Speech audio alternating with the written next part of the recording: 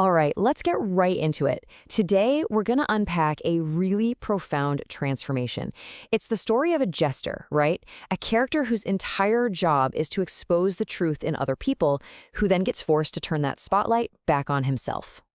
And we start with this quote, which just sets the stage perfectly. This is about an irreversible crossing. We're not talking about a simple trip here. This is a complete metamorphosis. It's a journey you just don't come back from. At least, not as the person you were when you left.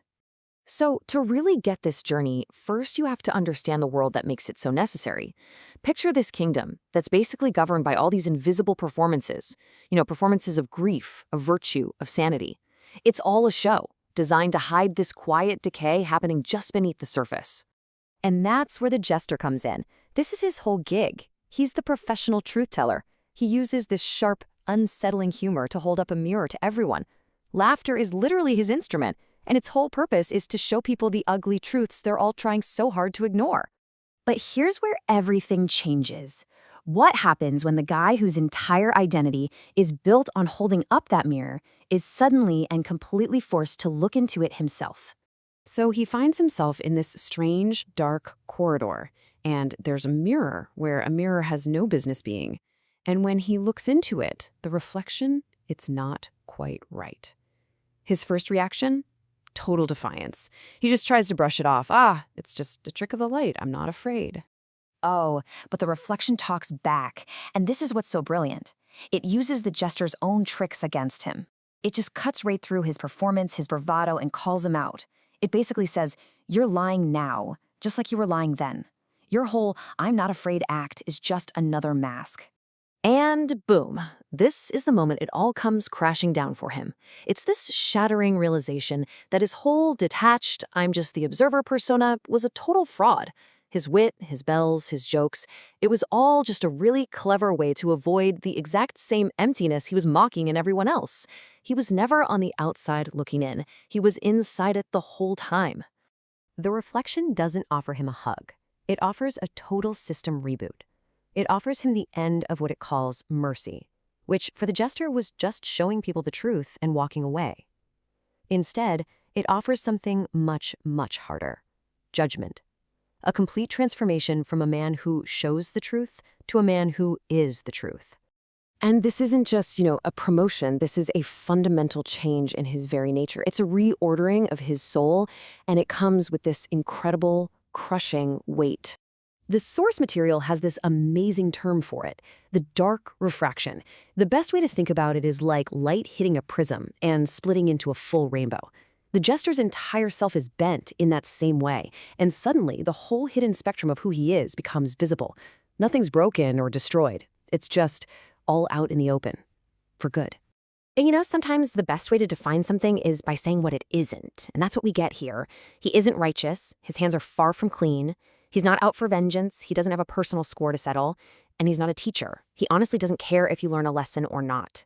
He just is. And this quote right here, this is the absolute heart of it. He doesn't get some new superpower or permission slip. He simply has to accept the full, immense burden of the truth he now embodies.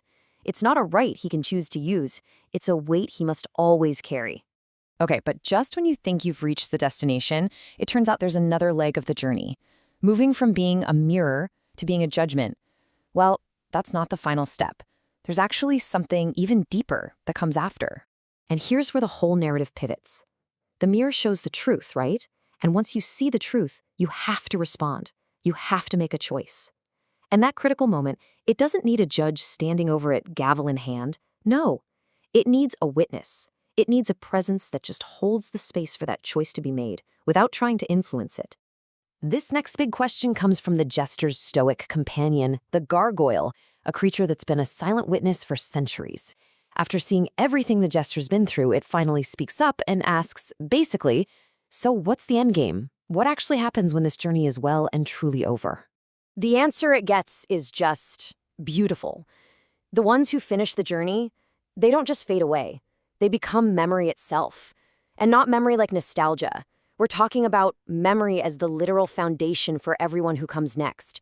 They become the ground that the next truth teller has to stand on to even begin their own climb. This slide just lays out that evolution perfectly.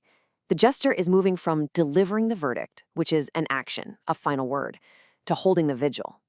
And a vigil isn't something you do, it's something you are. It's a state of being. It's not about ending things with a judgment, it's about pure, unwavering presence that just endures. So, what is this ultimate presence? What is this final state of being all about? The jester asks for one last gift, for an understanding that goes beyond just words, and he gets the final piece of this incredible puzzle. Now check this out, because it's so fascinating. The ultimate truth is defined by stripping away all the things we usually cling to. It's not hope, that's a human tool. It's not comfort, that's just wishing things were different. And it's not meaning, because that's something we create. All the easy answers are taken off the table. So what's left when you take all that away? What is this ultimate gift? It's something so much simpler, and because of that, so much more powerful. It's just a single, undeniable fact. That's it. That's the whole thing. The simple, absolute, unwavering existence of a light. And this light, it doesn't have an opinion. It doesn't judge. It doesn't care if you're a good person or if you pull the curtain shut to hide from it. It just shines. It illuminates everything and everyone with the exact same constant, unconditional fire. And in that beautiful simplicity lies all its power. The vigil, that final state, is the act of simply being that light, a constant witnessing presence in the darkness. That's the end of the jester's long road. That is all. And that is everything. So the question this whole journey leaves us with is a really personal one. Looking at our own lives, what situation, what difficult truth, what hard choice out there doesn't actually need us to rush in and slap a verdict on it? What instead is asking for our vigil? What just needs us to be present, to witness it without judgment, and to simply hold the space for whatever needs to happen?